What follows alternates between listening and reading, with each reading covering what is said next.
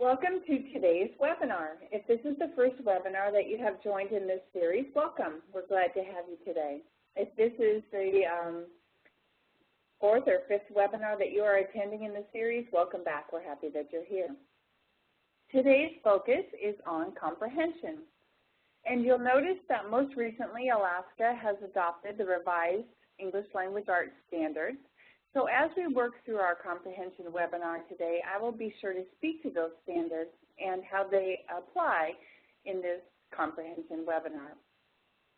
You'll also notice that sometimes today I will ask you to pause your webinar and have conversation with either your team, your partner, or self-reflection with yourself.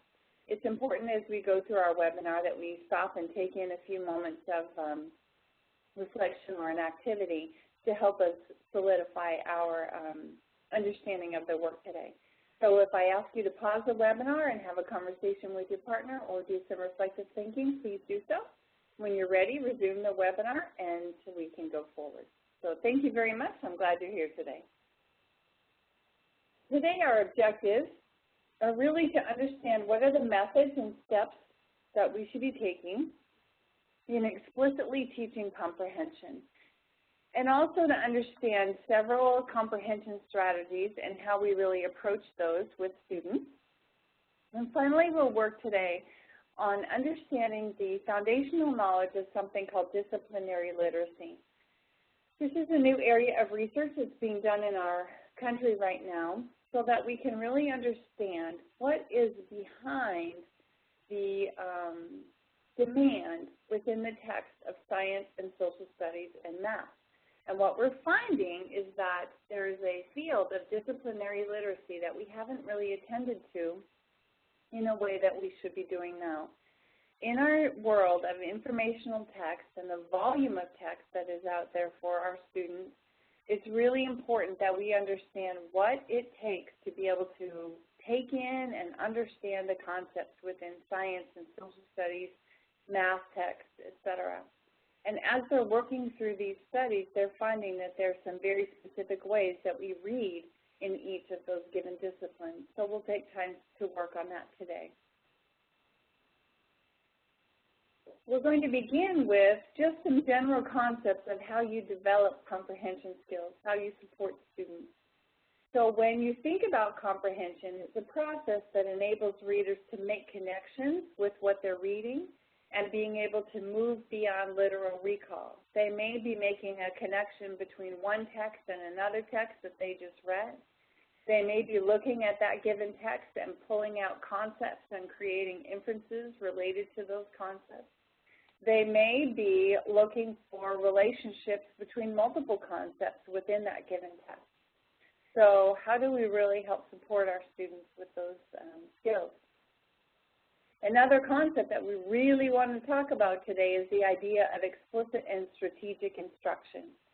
And that the more we learn about comprehension, the more we understand that students need to have explicit instruction in this area, that they are not able to guess or understand necessarily our implicit comprehension instruction. When we talk about explicit instruction, that really means that we use the gradual release of responsibility model, that we explain, model, provide guided practice, and independent practice for students in text. And that that process is used over and over again when we are working with comprehension.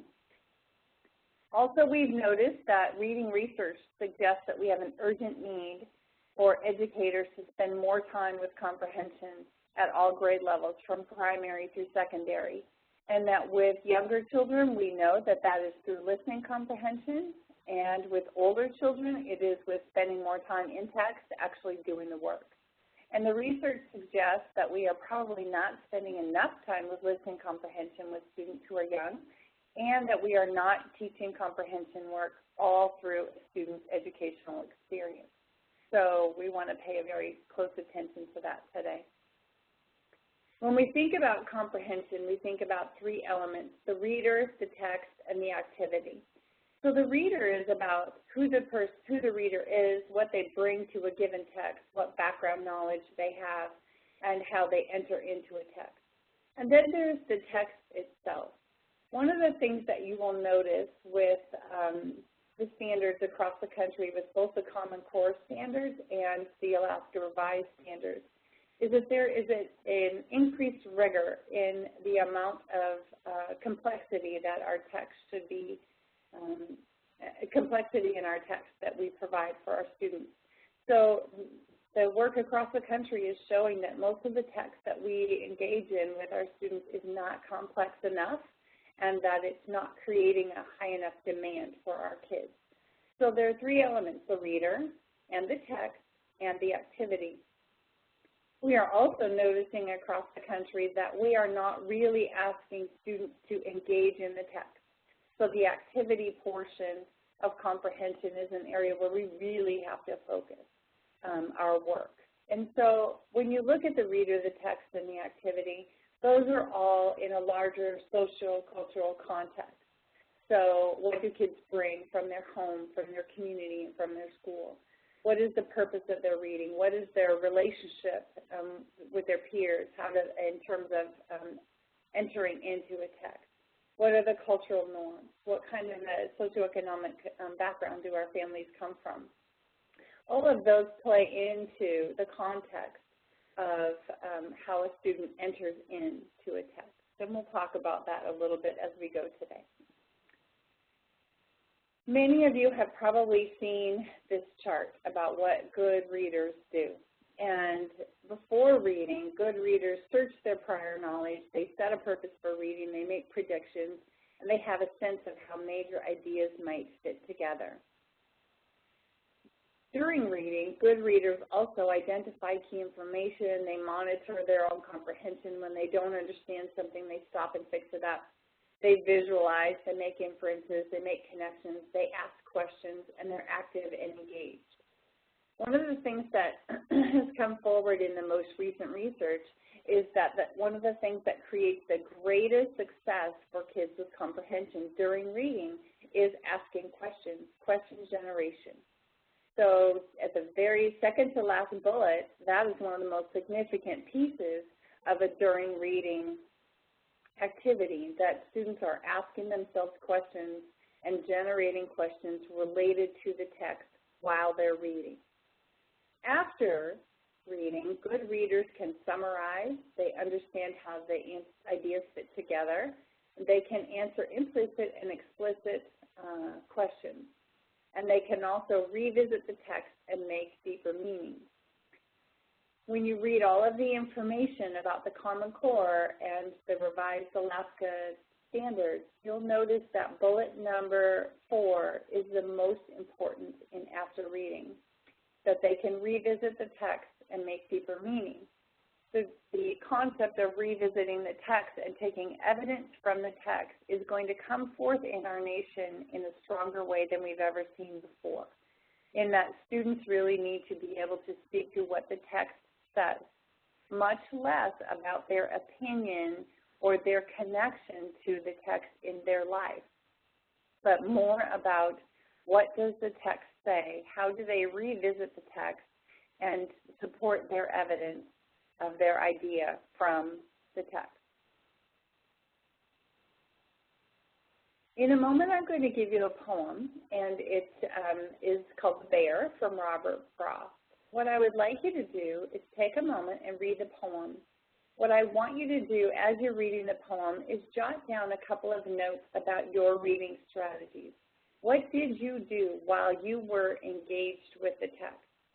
And what did you notice about your own reading behaviors? This is really an adult-level poem, and I'm giving you this poem on purpose so that it challenges your reading strategies. After we have read the poem, I'm going to pause. I'll come back for a moment, and I'll give you a couple of questions. And I want you to be sure to note your reading strategies so that you can talk about them with your partner or give reflection to them in just a moment. So please look at the poem, read it, write down what strategies you use. What did you do? And strategies really means what did you do while reading? So you're just going to take down a couple of notes about what you did to help you understand. So please read the poem, take the notes, and please pause the webinar.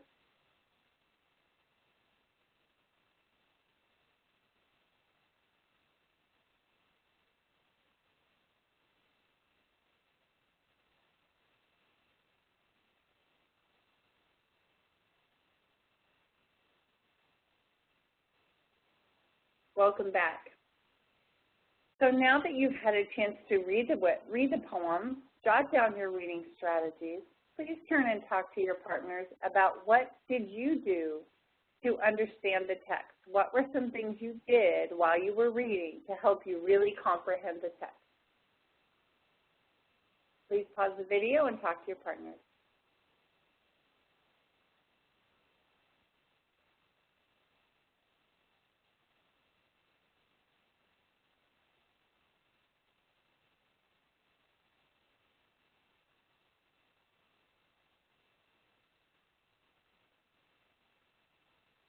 Thank you. Great job. So I'm not there with you today, but my guess is these are some things that you wrote down, that you created some mental imagery. So this is figurative language. This is narrative text. It's really a poem, but it creates a mental image. And my guess is that you were creating a mind movie or a mental image visualization of what was happening. My guess is also that some of you said you needed to reread, that there might have been portions of the poem that as you read it the first time, you didn't really get the full gist of what you were reading, so you went back and reread. My guess is also that you connected it to some of your own experiences. For example, when it talks about the bear stepping across rocks on a boulder wall, and fur or hair that was left in the wire fence. So my guess is that you created some imagery that connected to your background knowledge. And then my guess is also there was some vocabulary that you really stopped a moment to think about, that given vocabulary in its own isolation, a given word might not have been too difficult, but when you put it in the context of the poem, you had to probably give some thought to some vocabulary. You also probably then were making connections between the bear and yourself. So down at the very bottom, the world has room to make a bear feel free. The universe seems cramped to you and me. Man acts more like the poor bear in a cage that all day fights the nervous inward rage. So you were then creating a picture between the bear and mankind. So these are things that good readers should be doing. What we notice about the difference between good readers and poor readers is that during reading, poor readers don't do any of those things. They just read the words on the page. And so they aren't creating a visualization. They aren't connecting it to their own life. They aren't looking at the vocabulary words and drawing their meaning from those words. And they aren't rereading when they don't understand something. So those are important things that we want to pay attention to in our explicit instructions. One of the ways that you could do this very same activity with your students is give your students a passage and have them do what we did. The passage needs to be challenging enough so that the kids are actually really working hard with it. And then have them write down what they did while they were reading to understand the passage and be explicit about those particular things. This is a good activity to do towards the beginning of the year when you are really setting the expectations for what kids should be doing while they read. That gives you just a bit of a sense. This is not informational text. If I would have given you an informational passage, your experience would have been a little bit different. You would have reread. You would have been looking for main ideas and details. You would have been looking for text structure, compare and contrast, problem solution. So depending on the text that you give students, what they do during reading may be different, right? And we'll talk more about that in a little while. Excuse me. This chart is from Anita Archer, and she's looking at when you're doing a read aloud or you're doing small group reading, what are the things you do before, during, and after reading? We're going to take a look at this chart in those three parts of reading, before, during, and after, and spend some time with that.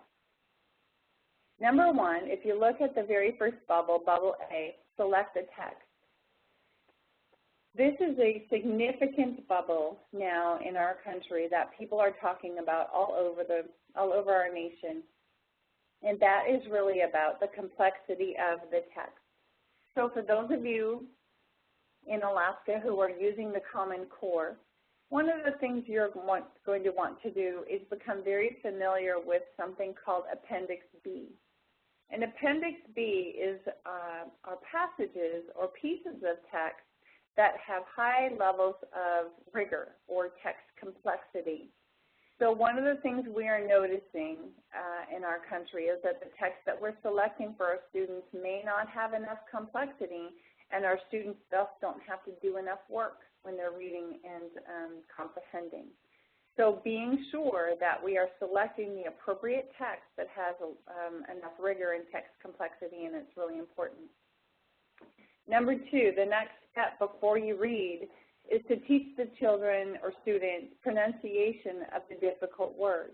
And in the vocabulary webinar that we did just before this one, you know that we worked through a vocabulary routine to help you really teach the pronunciation of the words and really help kids understand the vocabulary that they're going to approach in this passage.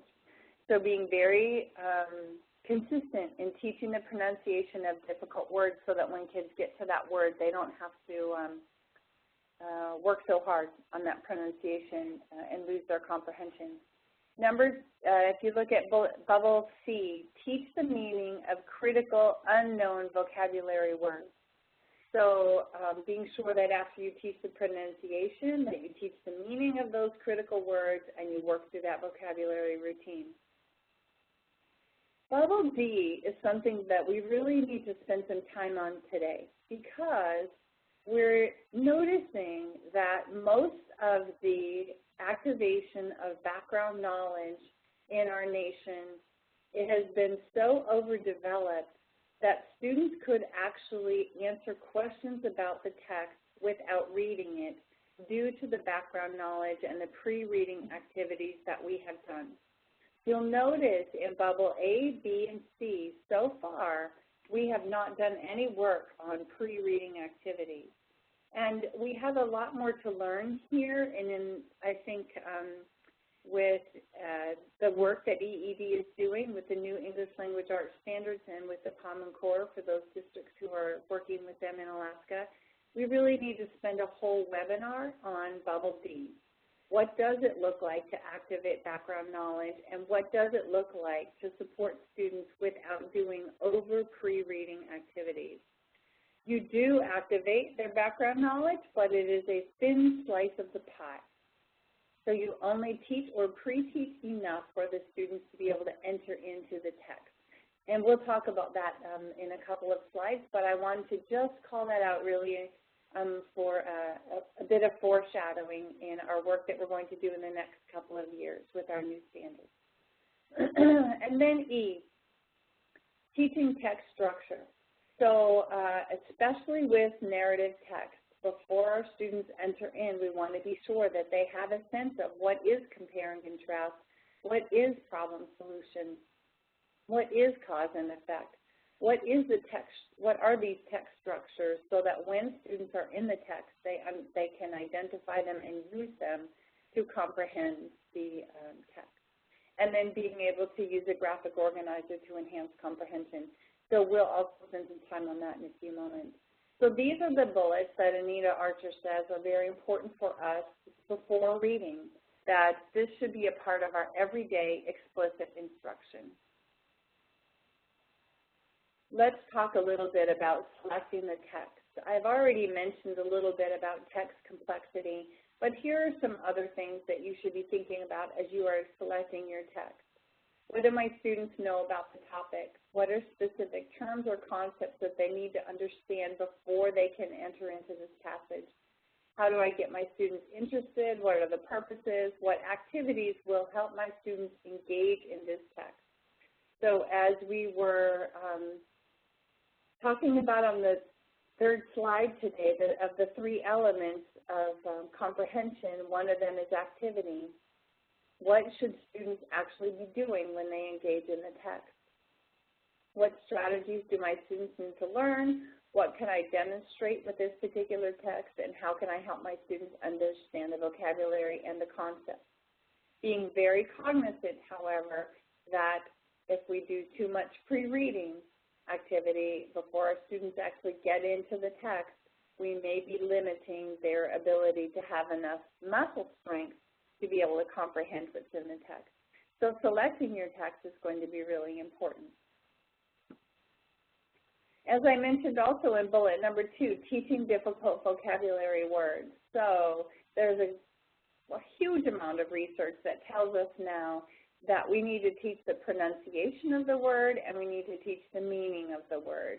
And as you noticed in the vocabulary webinar, we spent a lot of time there as well.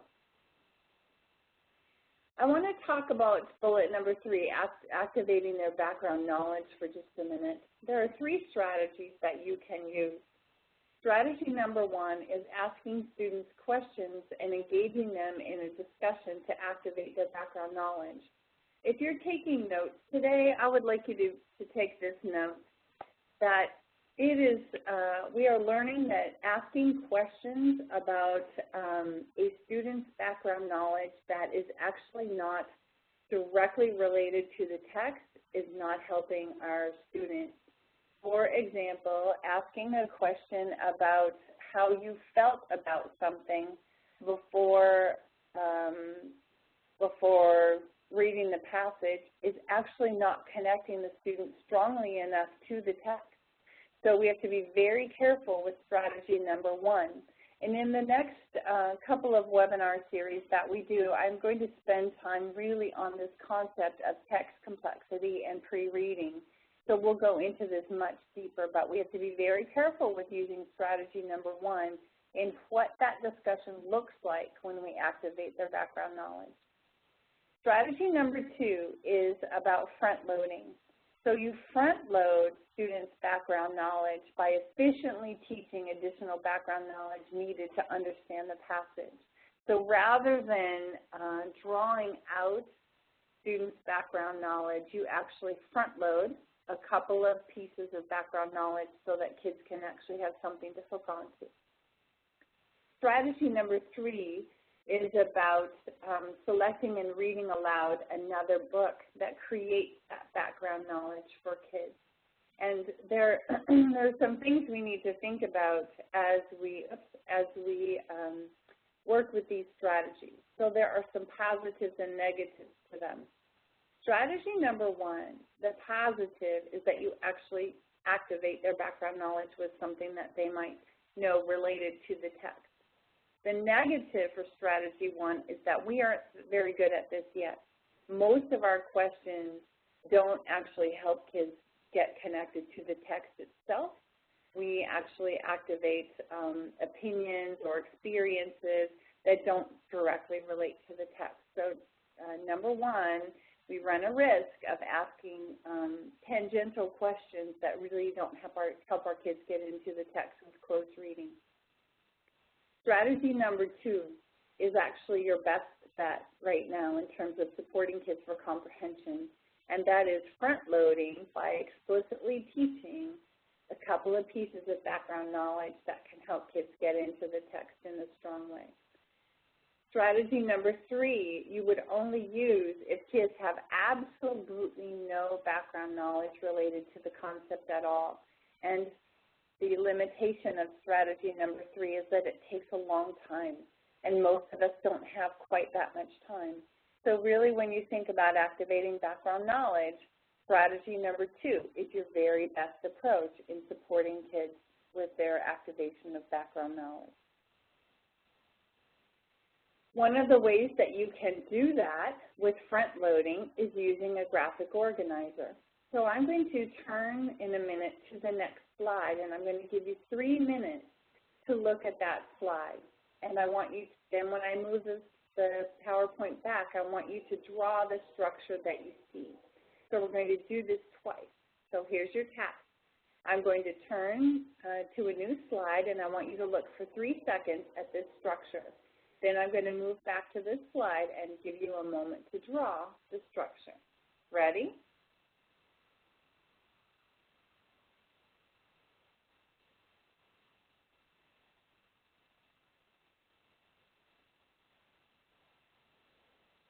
Very good. So please take a moment and draw what you saw.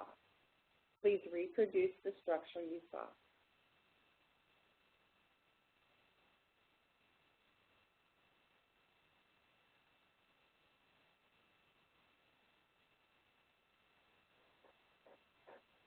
Great. Now we're going to do the same activity again. I'm going to give you 3 seconds to look at this structure, and then I'm going to come back to this slide and I would like you to draw it. Are you ready?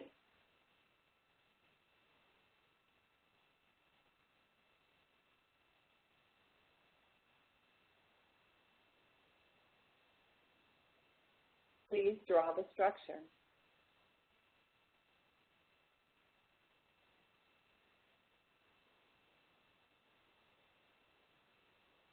Very good.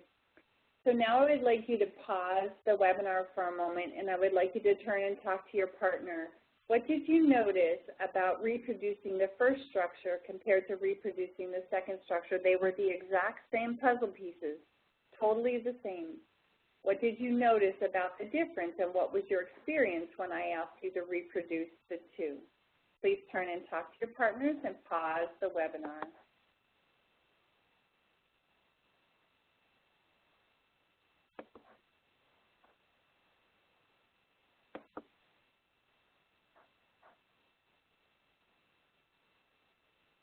Great, thank you. My guess is that you said that the first one was very difficult because the puzzle pieces were in a random arrangement and they didn't have much order. And the second one was much easier to draw because all of the puzzle pieces had been brought into some type of an order. That's exactly what a graphic organizer does, is it helps bring the concepts into an order that the brain can access very quickly. One of the ways that we think about supporting our kids with activating background knowledge is having a graphic organizer filled in or mostly filled in during the reading process. So being able to show our students that, actually, let me go back for a second. When you use a graphic organizer, the goal of the graphic organizer is not really to teach our kids to fill it out. The goal is to help them have a tool to organize their thoughts. So many teachers have the graphic organizer filled in. So during reading, students can access that graphic organizer, or after reading, students can access the graphic organizer. Another way to help build a bit of background knowledge with pre-reading is to have a few of the pieces of the graphic organizer filled out. Not all of them, because then students don't need to read the text to actually understand the concept. But sometimes you choose a certain part of the graphic organizer and you fill it in and you show it to the students already partially completed. Then after the reading, you show them one that is completed. One of the greatest time wasters is having students actually fill out the entire graphic organizer themselves, and that's not really the goal. So being very careful about how you use a graphic organizer, but also being very sure that you do use one, because you notice that with this type of a structure, it immediately helps your brain understand and create order. So a lot of times in your reading materials or in your professional development work, you'll have folks say to you it's important to use a graphic organizer. And sometimes I think we don't realize why. So this is not helpful for our brain to be efficient and effective. This is a much more helpful mechanism. So as you exit today, when you're thinking about graphic organizers, this is the reason that we do them. And be careful about how you want to use that organizer. Is your goal really that they all fill it out? Or is it that half of the organizer is already complete and the students finish the rest? Or do you use it for partially completed organizer for a bit of your pre-teaching for background knowledge, and then you use it for summarization at the end? So I want you to give some pretty serious thought about how you use that graphic organizer, not that you just plow your way through them in your teaching. So now let's go back really quickly and review. So we talked about selecting the text, being very sure that it's rigorous and complex, and I mentioned Appendix B. We talked about teaching the pronunciation and the meaning of difficult words. We talked about activating background knowledge, and we talked about graphic organizers and text structure. Here are some things that we know that competent readers do. They relate the ideas in the text to what they already know. They keep track of how well they're understanding what they read. And when understanding breaks down, they know what's causing the problem, and they can go back and overcome it. Let's talk about comprehension monitoring for just a minute. That really tells you how well you understand what you're reading. Is this making sense? And what we know for students who are struggling readers, that's not a question they ask themselves as they are reading. They plow through the material, and their goal is to get done, to finish the reading. So they think that their job is to start at word number 1 and get to word number 25. Then they would have completed the activity. But actually, we know that their job is to start at word number 1 and understand all of the concepts through word 25. So comprehension monitoring is about, does this make sense? And then if it doesn't make sense, what do I do? Do I reread? Do I look back? Do I read ahead? Do I stop and rephrase this in my own words? So each of those strategies have to be taught to students as a mechanism for what to do if something doesn't make sense. So they need the explicit modeling and explicit instruction on what do I do when this doesn't make sense.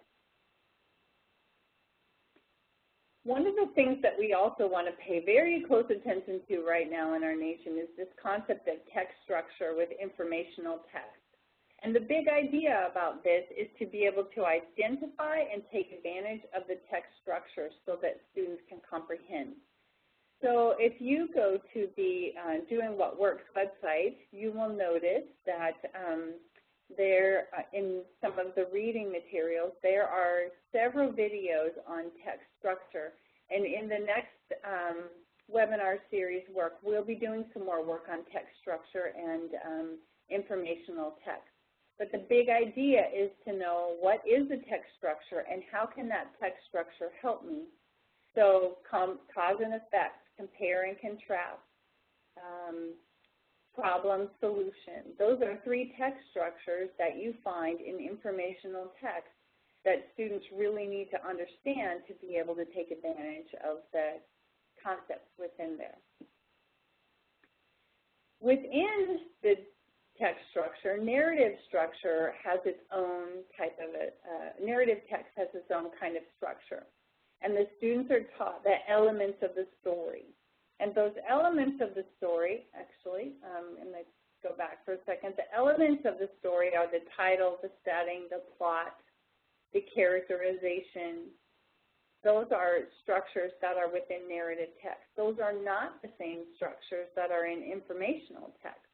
So most of us who teach English or elementary reading are pretty familiar with those text structures, and we teach them lots of times as we are working through our work. So when we do that, it does 2 things for our kids. Number 1 is it helps our kids with the ability to retell and summarize those stories. The other is it helps us transfer those text structures to another story that we might be reading. So when you teach them all of those elements, you're not only helping them with that given text, you're helping them with texts that are coming up. So here are the grammar, story elements that we always want to attend to while we are working with narrative text. The title, the setting, the plot, the characterization, the actions, problem solutions, the events, the conclusions. Those are key elements that are critical for us to teach with every narrative text that we are working with our students. Informational text or expository text has a different structure to it. And we want to be very sure that we are addressing these concepts with our kids, because the new research across the country says we should have a 70-30 relationship. 70% of our text that we use with students for comprehension should be informational, expository, and 30% of it should be narrative.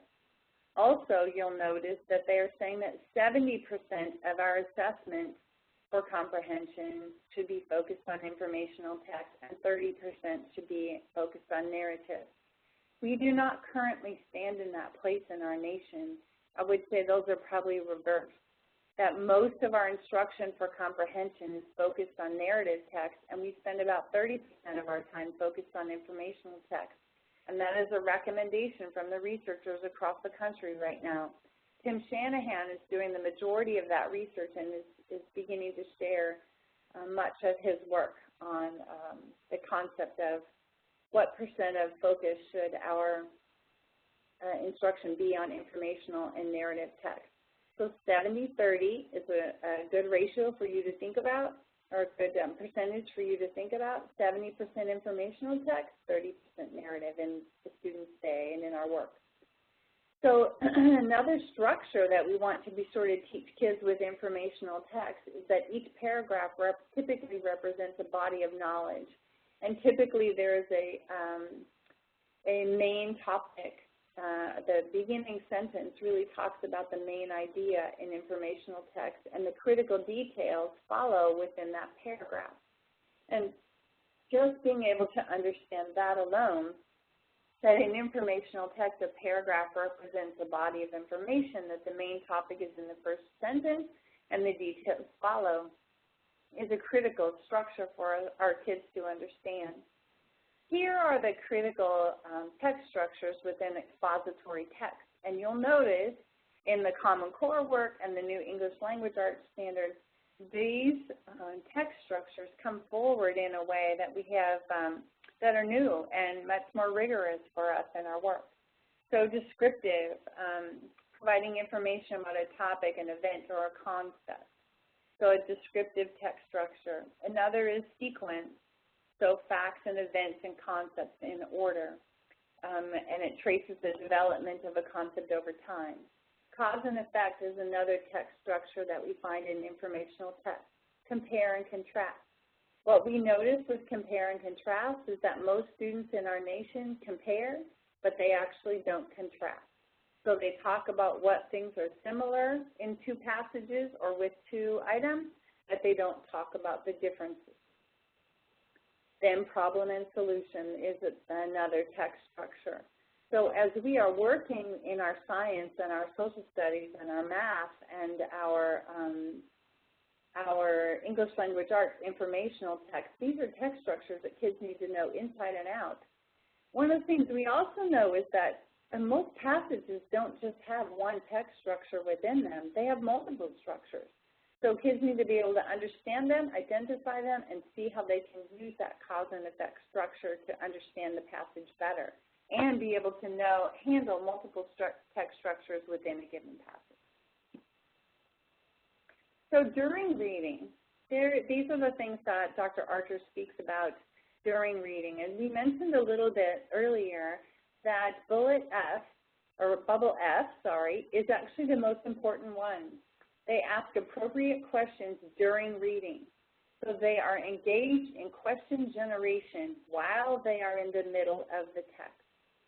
So that's something we have to model, and it's something we have to teach explicitly in our work with our kids. And then also, if you look at bubble G, we provide brief student-friendly definitions of potentially unknown words. So I know we talked about vocabulary before reading, but also during reading, in the middle of that reading process, we may need to provide a brief definition or help students think about how they're going to figure out that unknown word. And then during reading also, we have a chance for them to use a graphic organizer to record key points as they are going through. Remembering that the whole goal is not to complete the graphic organizer. So if they have a graphic organizer that's partially complete, and then during reading they're filling it in, That's far better than having the goal be an empty graphic organizer with a completion at the end. So here are some, just a few more points for you with it. During reading strategies, that students utilize passage reading procedures that provide adequate reading practice. When I say no RR, that means no round-robin reading. We have talked in our previous webinars about there is not 1 ounce of research that supports round-robin reading, none, not a single piece. And yet it is the practice that we use most often in our schools when students are in a group and they are reading in text. So we want to make sure that at least 50% of our kids are reading at a given time. And choral reading is a type of an activity where 100% of the kids are reading at a given time. So being sure that you are using passage reading procedures that provide adequate reading practice, no round-robin reading. Then that we, as teachers, ask appropriate questions during the passage reading. And we teach our students how to ask those same questions, same appropriate kinds of questions while they read. So that's really bullet number 3, having students generate questions as they are reading.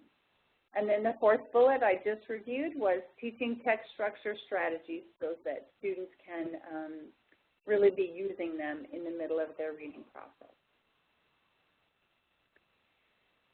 So when kids are reading teacher-generated questions, it's very important that we think about how we set that up. So Anita Archer was really explicit about this. If you look at the bullet with the yellow bullet next to it, asking a lower order question first to establish a foundation on which higher order responses can be based. So when we look at Bloom's taxonomy, one of the things that we have told ourselves and have been told for a long time is only ask higher order thinking questions. And actually, as Anita's been doing her research, she says that actually we first ask literal questions and then we move to higher order thinking questions. It's not that we don't ask literal questions, but we be sure that we provide enough scaffolding support for kids to be able to have a strong enough base. So when you're building your questions that you're asking students, please be sure to build 1 or 2 literal questions and then move to a higher order thinking question. It's not that we just go straight to higher order thinking. Some students may need scaffolding to be able to get there. Much like if you have a window washer, they don't start at the top. They don't go right up to the top. They actually use the scaffolding to start at the 1st level, 2nd level, 3rd level, 4th level of those windows. That's what the scaffolding is there for. So the same thing is true with our questions during reading. Ask a literal question or 2 and then move on to higher order thinking. Will you please pause the video or the webinar for a moment and turn to your partner and tell them 2 or 3 things that have either been confirmed or are new for you so far in this conversation of comprehension. And when you're ready, then please resume the webinar.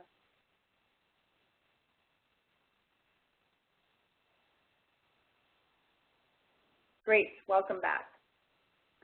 As we go back to the concept of higher order thinking questions, what I noticed is that for me, when I was teaching and when I'm working with teachers, I have a hard time with the beginning of the sentence. So I have found this chart to be very helpful. I just need a couple of words that help me get the question at the right level. So here are a few, and you'll notice on the left, you'll see the type of questions. In the next column over, you'll see if you were going to ask it in a simpler way, and then if you were going to ask it in a more complex way. They still remain across, for example, the knowledge level question still keeps you at the knowledge level, but you can ask it in several different ways for simplicity or complexity. So these I found are very helpful as I'm starting my, my questioning during or after reading. What I've seen teachers do with this chart is put it on a card that's laminated and that's up by their teaching area. I've also seen it blown up as a poster and put in the teaching area or up so that the kids can use it when they are generating their own questions. When students are doing question generation, I found they absolutely need this chart because they can't think of the beginning.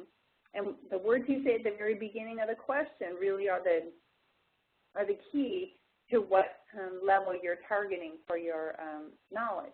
So I have found this chart to be super helpful. I've also seen it laminated and put on the corner of students' desks, so when they're asking questions of their partner, they can learn to move up and down this taxonomy as well. So I thought that might be helpful for you today. Now let's talk about after reading for a couple of minutes. So after reading, when students have engaged in the text, they've asked questions, they understand the vocabulary, and they've worked through their passages, then you engage students in discussions. That's also when you would do the extended vocabulary work. So when we did the vocabulary webinar, we talked about embedded vocabulary instruction and extended. And extended is where you take 3 or 4 words and you go more deeply into those words. And that is done after they've read the passage, not before. You'll also notice in Bubble K that you spend time with summarization, both verbal and in written form. One of the things you'll notice if you're studying the Common Core or the new language arts standards, that there's a much higher demand for students to be able to demonstrate their comprehension in both a verbal and a written format. So you want to be sure that you are giving students opportunities for that in summarization. You'll also notice that summarization is not a huge, long written response. Sometimes in the high school webinar that we are doing, we use a strategy called shrink to 10. In the summarization, if you can get a summary down to 10 words, you have the key concepts in there and nothing else. So one of the strategies that folks use is a tool called shrink to 10. And the way you work on that is that you have students do a quick written summary. Sometimes that's 3 or 4 sentences. Then you have them shrink it down to 1 sentence, and then you have them shrink it down to 10 words. This requires a lot of modeling and explicit instruction and practice, but as you can see, summarization is going to be a key factor for our kids, and it's not easy to do. Then you, if you see in bubble number L, after you have read a given passage, that's when you build your fluency. So most of the time when folks are working on building fluency, they're not sure where to put it in the instructional process. And you put it in the end, after reading. So after the kids have wrestled with the vocabulary, wrestled with the comprehension, wrestled with the text, decoding the text for the first time, then you put in fluency practice where they are rereading multiple times. And you'll notice in the fluency webinar, we talked about all kinds of strategies for you to do that. And then you use your graphic organizer as a review to be able to solidify the concepts that were in the passage. Oh. All right, very good. So a lot of times folks ask me, in intervention, how do I build comprehension support? If I have a student who needs comprehension, how do I structure that small group or that individual reading time? And this, by Walpole and McKenna, this is some research that they found for structuring our small group time for comprehension, that you pre-teach the vocabulary for about 3 minutes. So just like you would in your regular class, if you have an intervention group, you do a quick pre-teach on the vocabulary, the pronunciation, the meaning, maybe an example or non-example for 3 minutes. Then you review the comprehension strategy. If you're teaching a text structure or if you're teaching fix-it strategies, you spend 1 minute on what that strategy is that you're going to be working on today. And then the kids read silently for 7 minutes. My recommendation here is that they whisper read.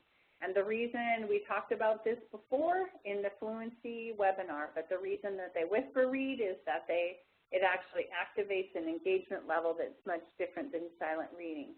In a small group, it's much easier to monitor silent reading than it is in a whole class, but I still encourage them to whisper read if they can.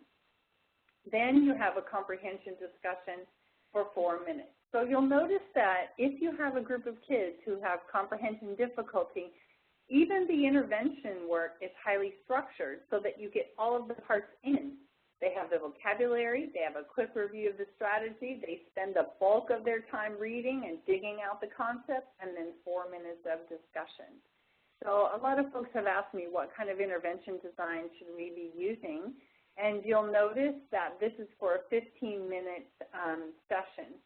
So most of the kids who are in reading intervention have comprehension as part of their goal, but they also may have decoding or fluency or phonemic awareness issues. So for kids who are in a 30-minute intervention time, probably 15 minutes of that time should be focused on comprehension, and about 15 minutes should be on decoding or fluency, depending on whatever their gap is. So this is a portion of your reading intervention time. And lots of folks have asked for this, so I thought it might be helpful.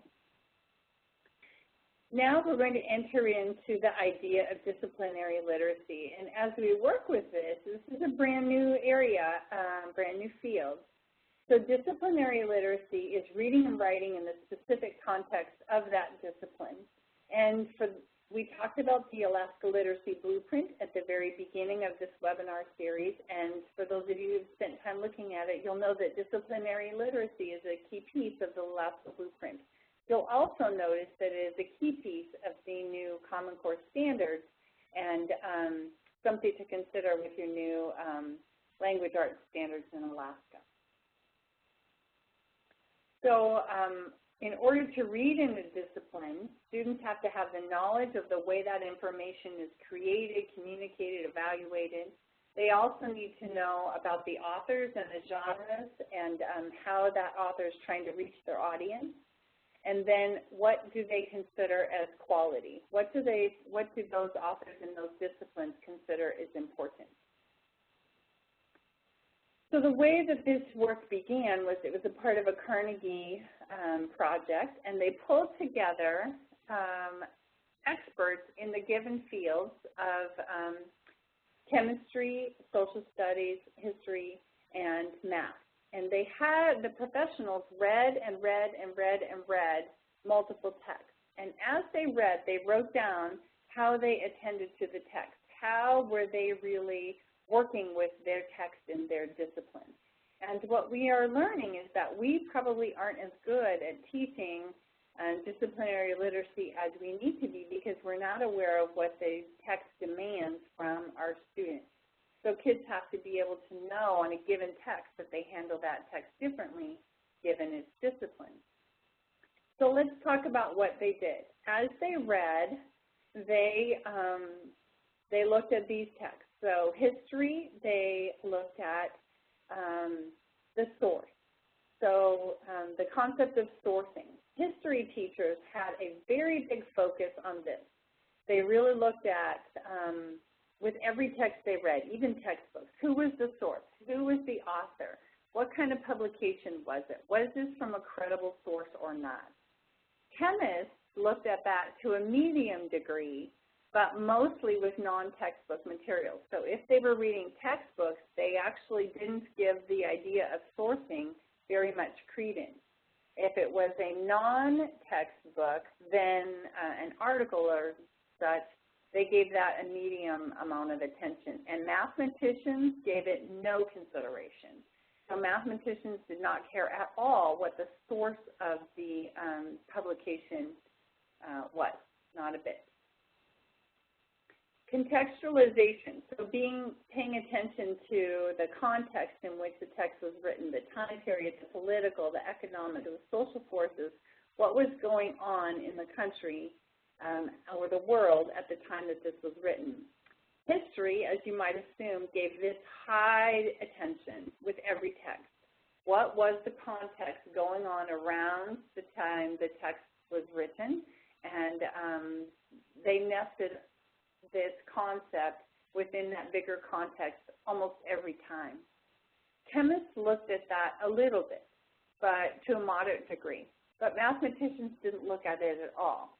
It didn't matter to them when this text was written. But it made a big difference to the historians. Close reading or rereading. history, the history and chemists didn't talk about this at all. So as they were writing down their attention to reading, they didn't even talk about this, rereading or close reading. However, mathematicians talked about it with a high degree. So mathematicians talked about it over and over again, that to understand their text, they had to go back and reread and reread and reread to be sure that they understood what the task was, what was being asked of them. This has big implications for us with our math instruction. How many times do we really talk to kids about the need that in math text or in math story problems that the expectation would be that they reread multiple times to understand? Most of the time our kids have the concept that we read a passage or a piece of text once and then we go on. In math, it should be our explicit instruction that they read and reread and reread and reread to be sure that they're accurate in what is being asked of them. Very simple thing, but a very big impact in how our kids approach math and text. Critiquing the text, analyzing it, and evaluating it. So when the historians analyzed their text or evaluated it, they were looking for credibility. Is this author credible? Are the things that this author is saying credible, related to the context around the environment? Chemists, they critique and analyze the text to a moderate degree, but mostly just to understand it and for plausibility. Mathematicians analyzed and evaluated the text to a high degree to determine correctness. Is this accurate? Is this correct? And so when they analyzed the text, they had very different reasons for doing so, but they were very, historians and mathematicians were very critical and analytical of the text that they were reading. Text structure. So when we think about this, how did the three kinds of experts use text structure to help them understand? So historians used it as a way to find the author's position. What's the author's argument? What's the author intending to say? What is the author trying to persuade? Where is he going with his argument? Where is the logic that the author is headed with it? How are they using this logic in their argument for persuasion? Chemists used it to understand, as a guide to understand the text, so that more about the text features. It starts with an abstract, it then goes into some concrete concepts. So they looked at the whole structure of the text in terms of format, in terms of text features, in terms of charts, in terms of graphs, in terms of data. Mathematicians looked at the text structure in terms of where is the math problem. Within that text passage, where is the math problem hidden? Because there are lots of words in there. Where is the exact problem hidden? So it's interesting because text structure is coming forth in a really strong way in our country, but the three disciplines analyzed it in a very different way. And I'm not sure we've done a very good job yet of teaching our kids when you're reading social studies text, how do you analyze that text structure? When you get out your math text, you use that text structure in a very different way than you did with history.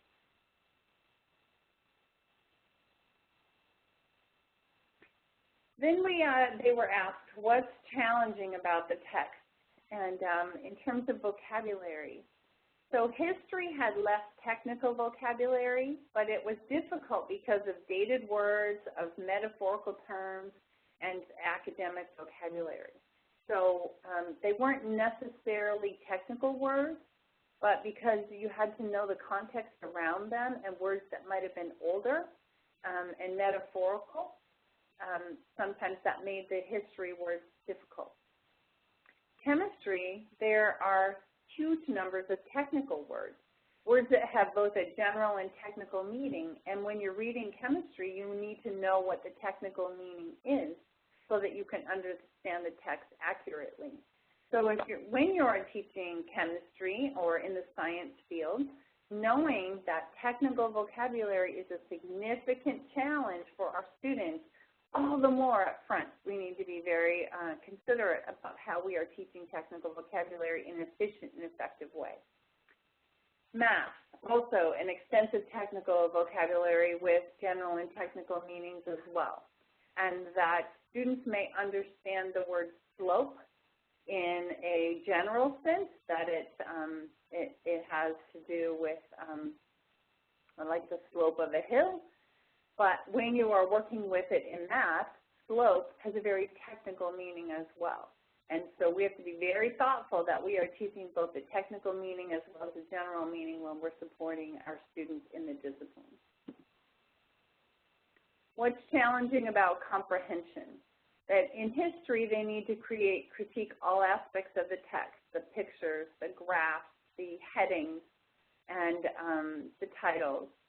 In chemistry, they have to access the information in varying modes, in the text, in a graph, in a diagram, in a chart, in a formula. And in math, what they notice is that the math text is very dense, that you have to understand how to take the passage from print to numeracy or print to a graph or a graph to print. And they have to go back and forth between text and numbers or graphs and numbers or graphs to print, and that made it challenging for comprehension. What should we do? In history, what we need to think about is teaching kids about source, about context, and about corroborating the source. All the more important with the more informational text we have on the web.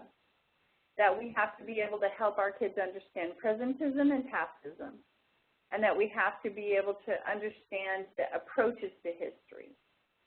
The grassroots approach, the great man approach. What does it mean? What does that mean if they were great men or great women? Analyzing the connotation of words.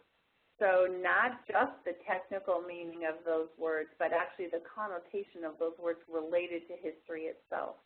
Analyzing tone, analyzing the argument, analyzing how the author portrays the text structures of sequence, cause and effect, significance, problem, solution. So not just the cause and effect, but how is the author using cause and effect to persuade you in their point of view. In chemistry, we need to be able to teach visualization. I thought that was very interesting because I typically only think about that with narrative text. We need to be able to show kids examples and non-examples of chemistry. And transform information from a graph to print and print to a graph, just like in math. And separate essential from non-essential information. In the chemistry text, the specialist noticed that that was something really important that we should be teaching, is to take out the essential and separate it from the non-essential information. And being able to understand real-world applications and be able to critique the non-textbook materials. So remember, as they were looking for credibility and looking closely, they noticed that the sourcing was important for them for non-textbook materials, not necessarily textbooks. They gave that credibility automatically, but critiquing non-textbook materials for accuracy and correctness in sourcing. And in math, we need to be teaching our children to find the truth in solving the problems within the passage, that they need to be able to explain the concepts within the passage, that we need to be teaching them to think of examples of concepts, that we need to be able to help them write equations. And those of you who are teaching math, you know that writing the equations from a passage or from story problems is really difficult for our kids, and that they need to be able to illustrate the data. So as they're reading a given passage or a given piece of math text, they have to be able to illustrate that in some format, either numerically, pictorially, or a graph of some sort, and that they have to make decisions within that text of where does the problem lie. And also they have to be able to separate essential from non-essential information and find errors, find inaccuracies within that text. That's a big order for us. If you are interested in more concepts about disciplinary literacy, this is an article that Dr. Tim Shanahan has written, and much more has come forth on the concept of disciplinary literacy in the last year. But this will give you a good base for it.